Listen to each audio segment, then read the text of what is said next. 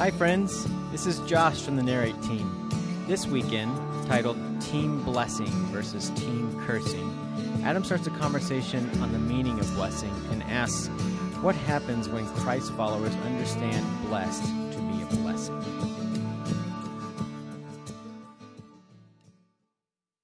Hi, you guys. How you doing? It's fantastic to be with you all. Thanks for letting me be gone last week.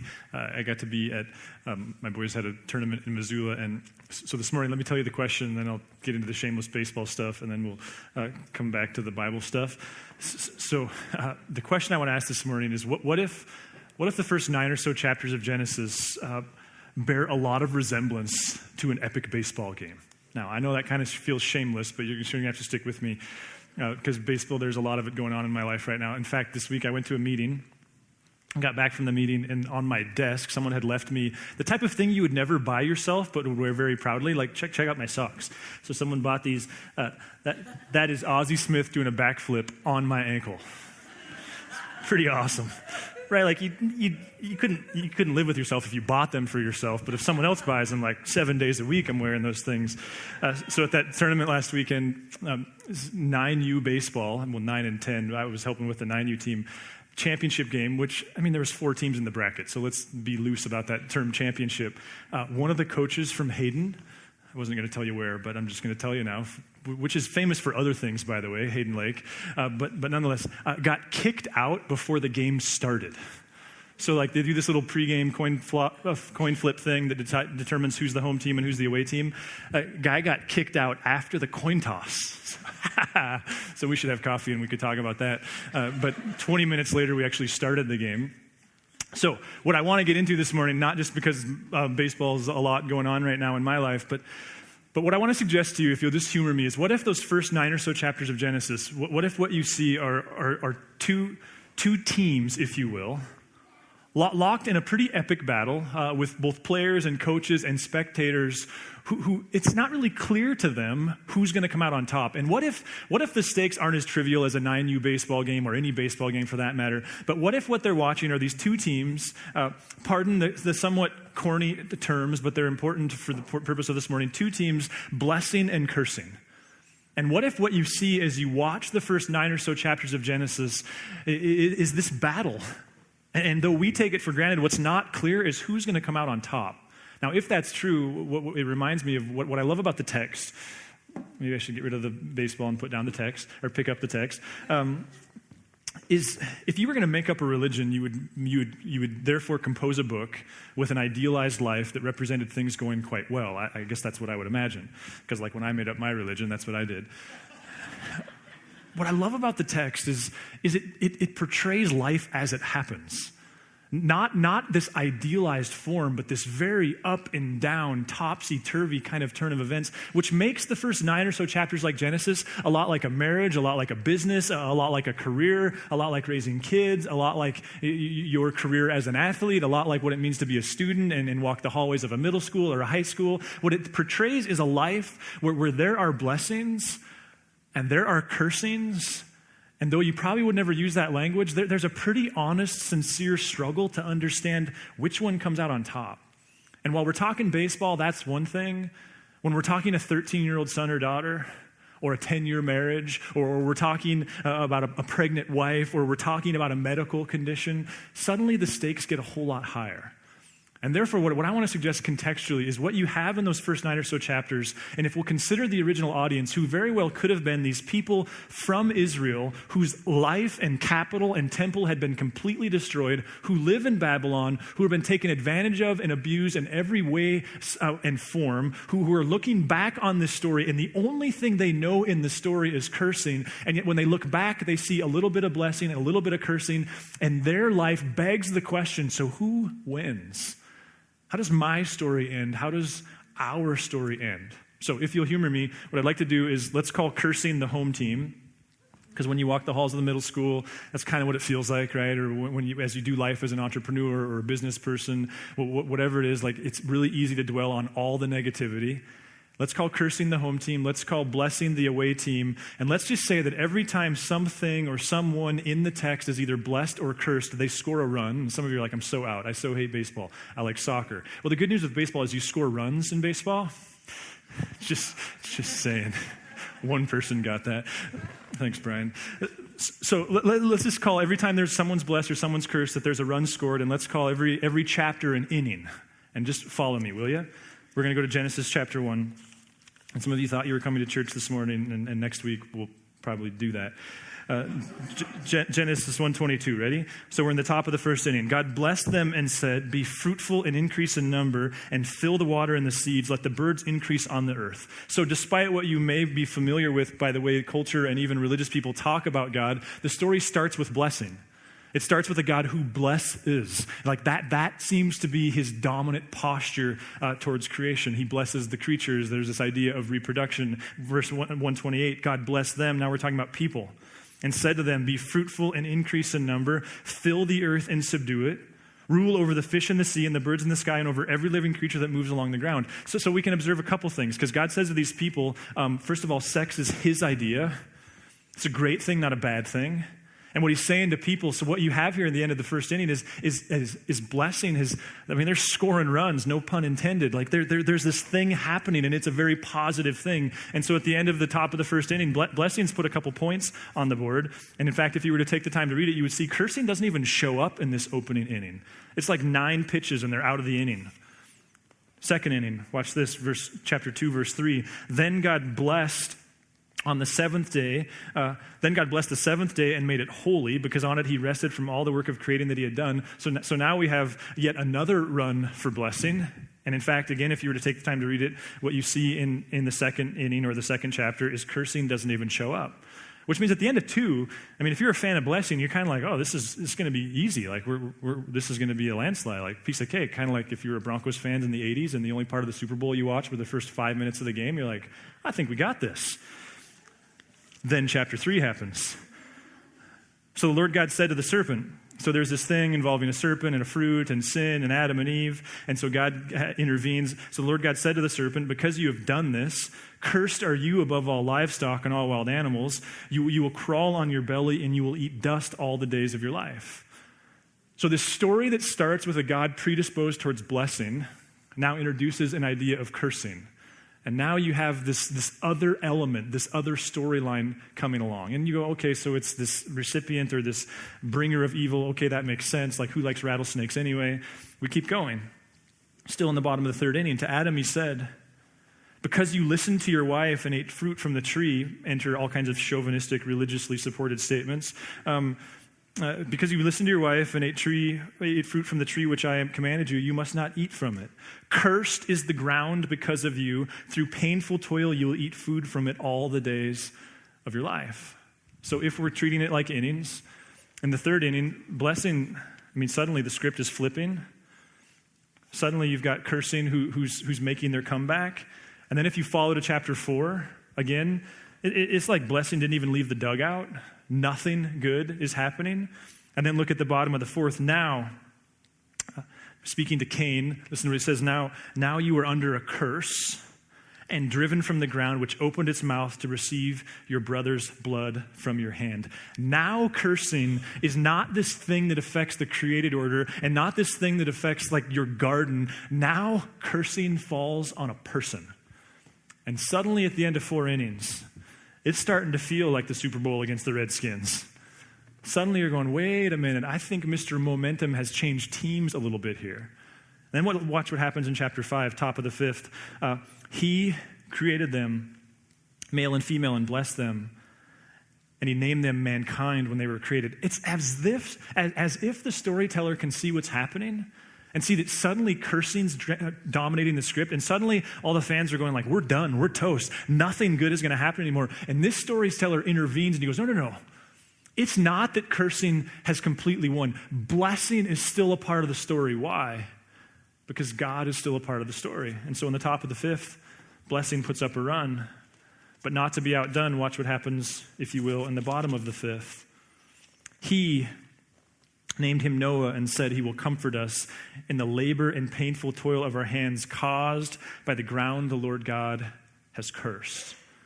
Now, sometimes it's not clear, the blessing or the cursing, whether or not it's punitive, whether or not this is a God who goes, because you did that, I'm doing this. And sometimes it's not clear when he's doing that and when it's natural consequences, like if you have Mountain Dew and a Snickers for breakfast, you're going to feel really cruddy by 10 a.m. But nonetheless, this storyteller is intervening and going, wait a minute. There are two dynamics in play. Yes, God blessed, and the whole created order gets the benefit of that, but this cursing thing is legit. And then in the sixth inning, nothing. Either side. Seventh inning, nothing. Either side. But if you're watching the game, it's the type of game where it's like blessing gets up and it's a quick 3 out and 3 down, and their guys aren't even making contact with the ball. Cursing, they're getting leadoff guys on, and then their blessing's getting lucky double plays. Cursing's getting guys on second and third, and then fortunate things are happening, and they're not scoring runs. Like cursing, if you read the text, read it like a storyline of a game, what you see is that beyond chapter 2, cursing pretty much dominates the game. And the general idea seems to be, wow, this thing started out with good intentions, but it's going south to the extent that you have the divine saying things like, I don't know if this is such a good idea. Maybe I should just kill them all. Maybe I should just check out and go somewhere else. I mean, it's a pretty honest story. Eighth inning, same deal, no runs. And then in the top of the ninth, it's as though like the number 9 hitter who's deathly afraid of the ball and hasn't made contact for weeks gets up and is just terrified and puts the bat out and luckily hits a fly ball over the fence for a home run.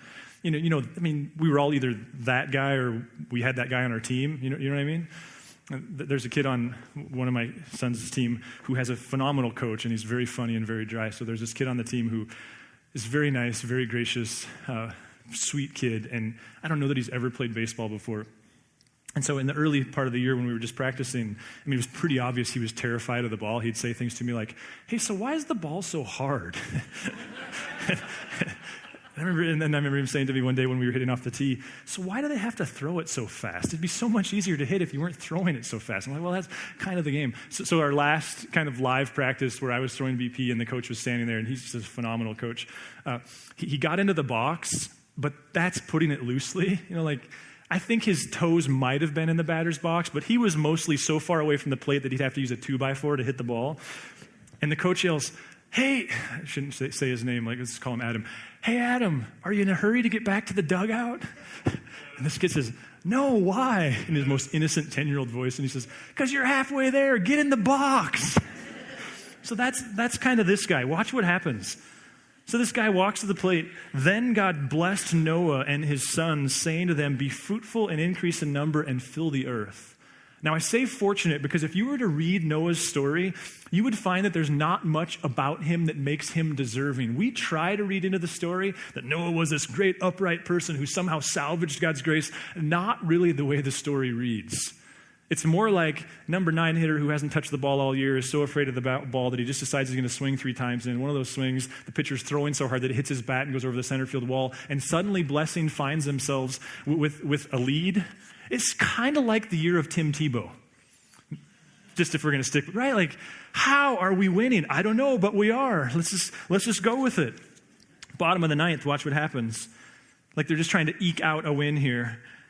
When Noah awoke from his wine, so the context here, Noah got drunk, got naked, and many scholars think that what happened here was incest, like one of his own sons took sexual advantage of him in his drunken stupor. When Noah awoke from his wine and found out what his youngest son had done to him, he said, cursed be Canaan, the lowest of slaves will he be to his brothers.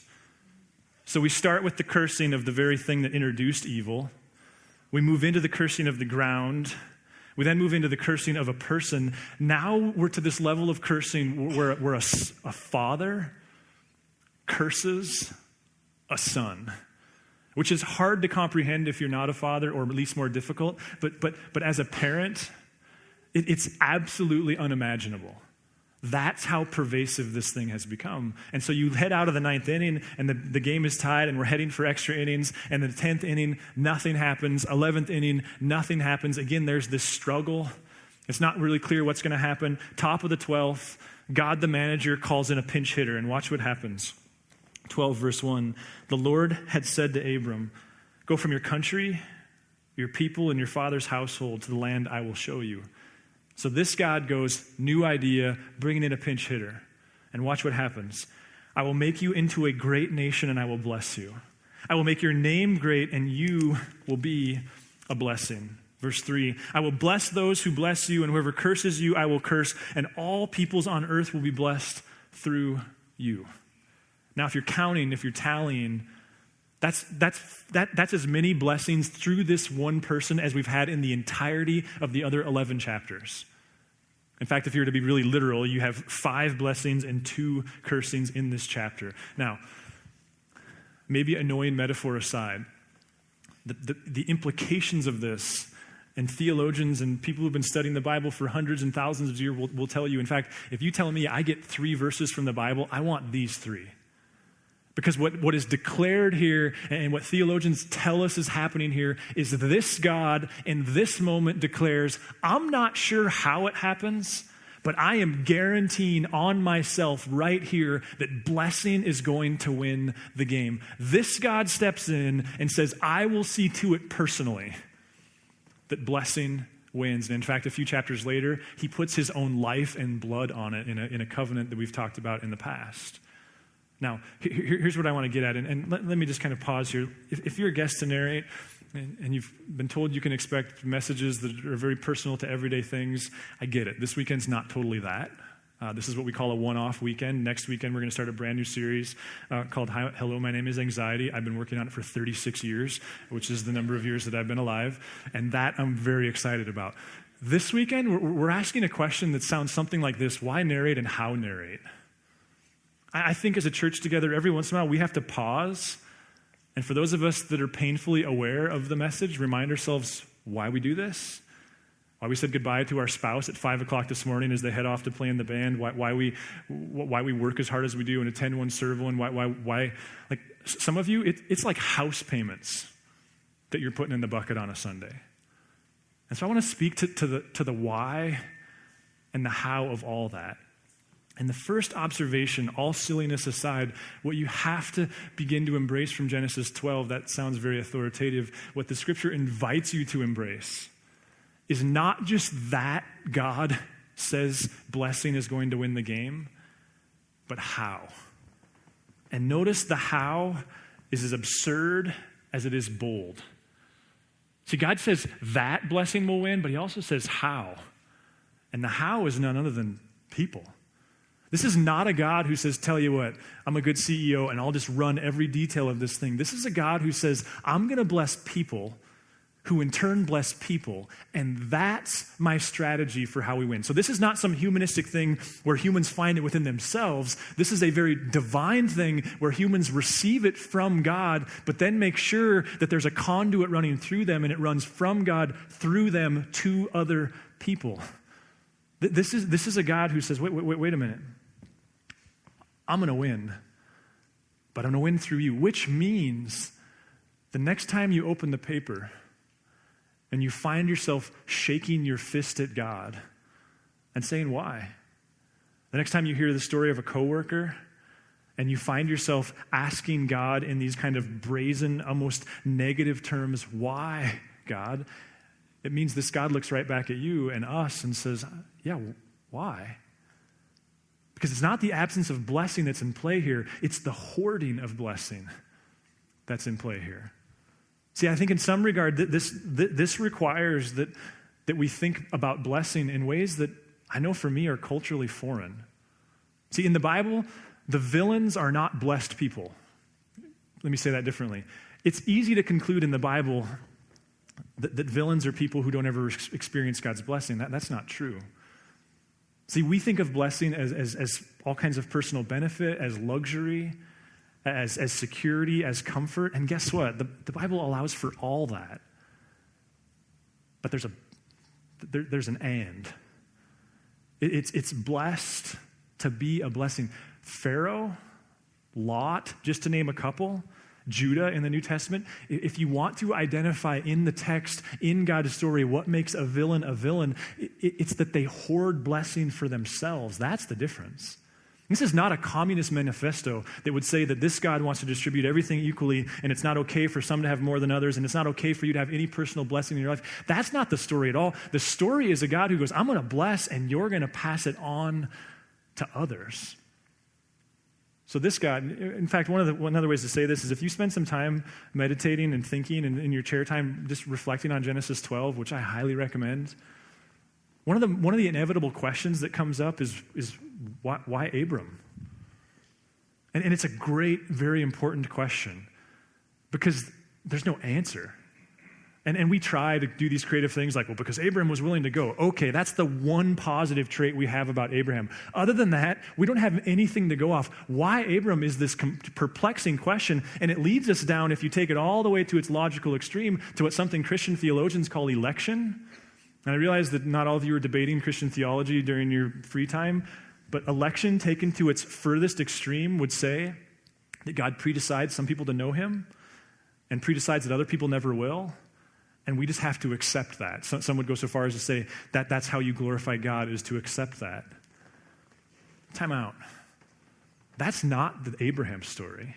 If we conclude that Abram's elected, if you want to use that phrase, okay.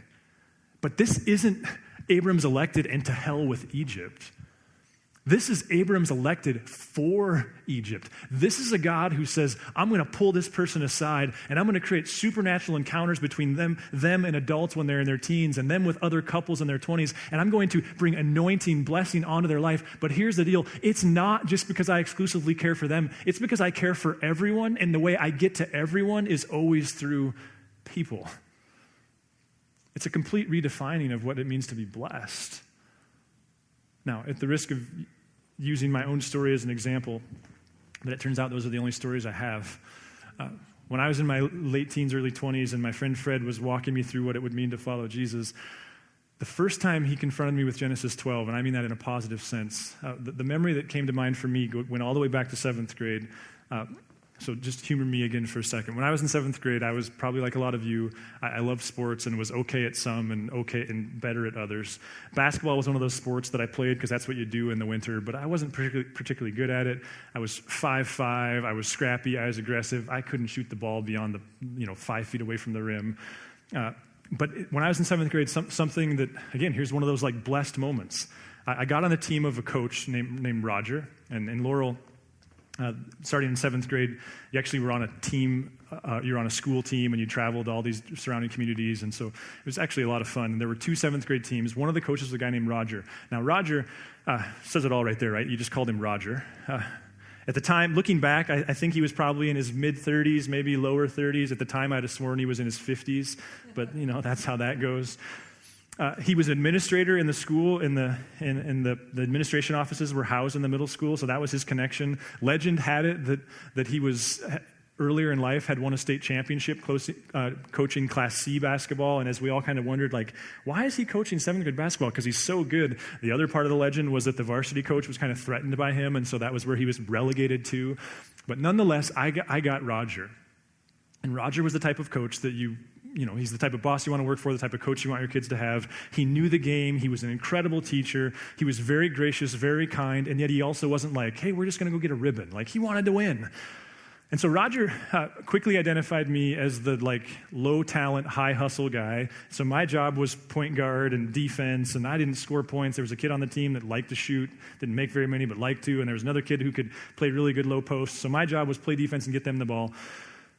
End of the year, what I'm trying to get to is at the end of the year, I don't even remember the occasion, to be honest with you, but I have this very vivid memory of him surprising me with the MVP of the team award, which, again, I know I sound self-absorbed. It was 7th grade. Give me a break. But I was sincerely shocked. And I remember something this was a tumultuous time in my life. I remember him, in some context, putting his arm around me a little bit and going no, Adam, you didn't score points, but you're a really good leader on the team. That's my first instance of that. That went to my head. That summer, I got really serious about basketball. You know how all that stuff can kind of go inverse on you? Now, my dad, he's 5'10", maybe 5'11", a railroader, tough as nails, doesn't have a jump shot either, but he got really motivated to teach me how to play low post that summer. The other thing that happened was from the end of 7th grade basketball to the beginning of 8th grade basketball, I grew 6 inches. And so I learned that summer how to play this kind of mean, tough, underneath the basket, like couldn't make a basket from 5 feet away, but I could block out anybody. And I learned that trick with your knee. You know how when you can put anybody anywhere if you get their knee up their butt, right? Like you can kind of shove them anywhere you want. So I became good at the post. And that summer when I showed up for basketball, I decided that I was going to win the scoring contest with my friend Joe and my friend Scott. There were 2 teams, and I was all focused on scoring and all that stuff. One day, I think it was after what must have been a particularly successful day point-wise, I caught Roger in the hall. And again, like he was just kind of this enigma that would walk down the hallways and you'd catch him every once in a while. And I caught Roger, and in that way that you would someone that like you know likes you and you really want them to like you even more, I caught him and I said, "Hey, Roger, did you hear?" And I don't know what it was. Like, "Did you hear I scored 14 points yesterday?" And I remember him looking at me, and I don't remember his precise words, but man, I remember his point. It was something like, "Oh yeah, how was your defense? How many rebounds did you have? Like, did you get your team involved in the offense? Did you even win?" And I don't know if I've made this up or if he said it, but man, in my head and heart, looking back, there was this moment of like, Adam, 14 points a game isn't what got you MVP in the first place. Now again, I don't think that changed much of my behavior in the short term. But the first time I got serious about Genesis 12, for me, that was this like, oh, that's what's going on here. This is this God who's saying, listen. Blessing, it's not a privilege thing. It's a service thing. Blessing, it's not a celebrity thing. It's a blessed to be a blessing thing. Now, you ask this question, why narrate? And how do we do this? Guys, it's born of this question. Can you imagine what would happen if a group of people understood that what it means to follow Jesus is to be blessed, and that what it means to follow him together is to in turn bless others? Like, that's always been the idea. What if we could collect a growing number of Christ followers who really experience Jesus on a personal level, really experience the blessing of being his and life with him emotionally, relationally, financially, all the ease? Like, what if we could do that? And what if we could make this covenant together that we would never make it about us? That together we would serve others. See, if Jesus, I just said to somebody this week, if the only thing that matters to Jesus is what happens between my ears, I don't need any of this, do you? But if following Jesus is as much a responsibility and an opportunity as it is what we would think of as blessing, then that's where this begins to make sense. See, the reason we do this isn't because we need it. It's to tell Jesus' story. I think one of the more common criticisms I get, always secondhand, is we're so into branding and marketing. Well, hold on. What is branding and marketing? Is it not raising the value of something? Like causing something to be trusted and look good in a way that it otherwise isn't? So, yeah, absolutely. That's what we're about. You know, the reason it takes 40 people to gather and do Narrate Kids, it's blessed to be a blessing. In fact, I heard a story this week. There's a family that for a couple of years now kind of comes and goes in terms of this being their home church. And I know them, and they're a great family, and I get it. There's lots of good churches in town, and frankly, we don't want to be the only good one. And so they're kind of like constantly kind of reasserting that conversation into their lives. But their kids, like jury's been out for a while. Like their kids love Narrate Kids. So last weekend they decided, and I heard this secondhand, they were telling Jenny this story last week, and they decided, like, nah, we're not going to go to Narrate. We're going to go to a different church. And when their kids heard that, they, like, freaked out. Like, no, we want to go to Narrate Kids. To the extent that the parents, as the authorities, they took them to, like, the 9 o'clock service at another church, and then they brought their kids by to take their kids to the 11:30 Narrate Kids experience. I don't know, while they went and drank pina coladas. I don't know what they did. They didn't even come to church. They just took their kids to the 11:30. That's the blessed to be a blessing. We don't know what the check amount will be for sure yet. Sorry, that was a bad transition. Next week, in light of Ales for Trails, we don't know the exact amount of the check that we'll write to the Prickly Pear Land Trust and Friends of Centennial Trail. We know it'll be $20,000 or more. Now, why do we do that? Is it because we like beer? Kinda. More than that, it's because we like finding things where we have similar values is our culture. And anytime we can identify something that goes like, wait a minute, allows us to go, wait a minute, we agree far more than we disagree. And here's one, trails in this community, like physical health. Yes, let's do that. Next Saturday, Jody will lead a team of people to go to a woman named Jan's house. And in the last few years, Jan has lost her husband, shattered her femur, and become almost completely homebound by her MS. And someone she knows who used to office next to us, who's never been to Narrate before, called us a couple months ago and said, hey, I would love to help my friend Jan revitalize her flower garden because it was her source of joy prior. And so she gets to start getting outside this spring in her rehab from her leg. And so could you guys rally a group of people who would help us replant tulips or whatever they're going to plant? And we went like, yeah, let's do for one what we wish we could do for everyone. Why? It's blessed to be a blessing. And let me just, at the risk of sounding braggadocious, let me just say this. We're not interested in guaranteeing that we exist 20 years from now. Now, that's not because I don't and many of us don't hope that we are, but the win has always been, let's gather people who are blessed to be a blessing. Let's assemble owners. And let's not make it about like how long can we exist. Let's just exist for as long as we can serve people and there's buy-in. We don't want members. We want people who are personally vested in all of this. We have purposely and unintentionally created a movement where we have no guarantees for 3 years from now. Because about the moment that our ownership buy-in dwindles, then that tells me God has moved on. Now, the other piece of this is the like, okay, but that's a lot of responsibility. And if you were to really take seriously what God just called Israel to here, I think it gets overwhelming. And on our level, there's this aspect. I think sometimes people think that we have like a trust fund and we just kind of draw from it. And there's just like, how do you guys do that financially? I want to speak to that. Because we do it the same way Israel did it in response to what God said to Abram. Listen to this. Let's just go to Proverbs. In Proverbs chapter 3, because to me this is so freeing.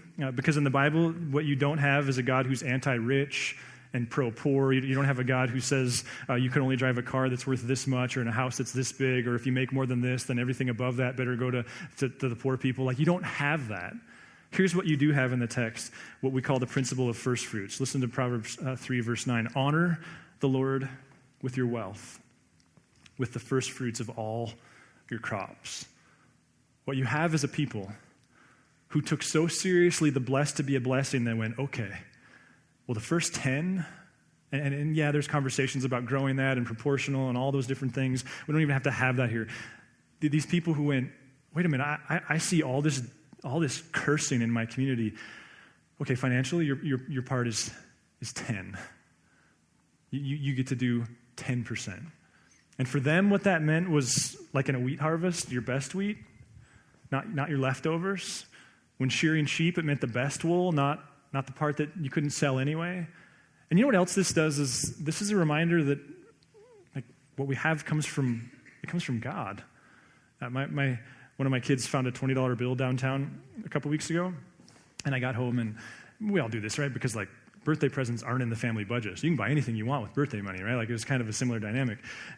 And so I got home, and he's like, Dad, I found this $20 bill, and he already had it spent. I mean, it was on eBay. All I had to do was hit like buy now, and boom, we're done. And I was like, yeah, but the problem is that's not $20. That's $16.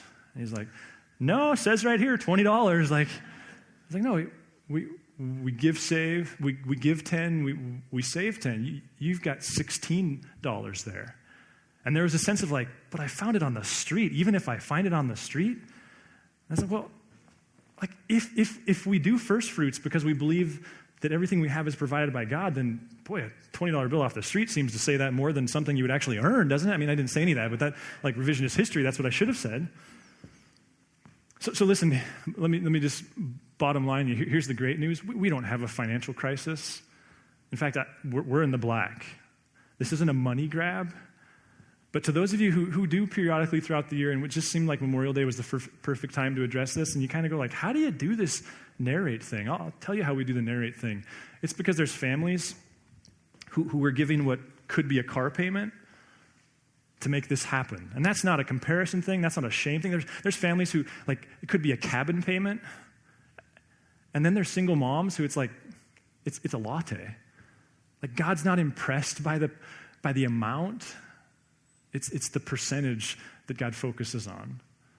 So for those of you who've been a part of this, both in your time and your talents and your resources, I guess my point here this morning is to say thanks.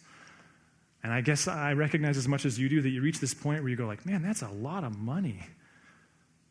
And to hopefully reinvigorate the why behind what you do. And for those of you who maybe in the last year or so, you've started following Jesus around here, you've started taking him seriously, you never thought you'd do that again or ever. Listen, this might make you mad, and it's not my intention, and I promise you probably won't hear me say it again for another 7 years because I've never said it, but what you see in the text, so here's my challenge to you if you're very new to this. Don't leave your finances out of your relationship with God. And I know that sounds very convenient to me, and so that's why I say, like, if you question my motives, then find a church where you don't question their motives. It's not about that. But Jesus says over and over and over again, where your treasure is, there your heart will be also.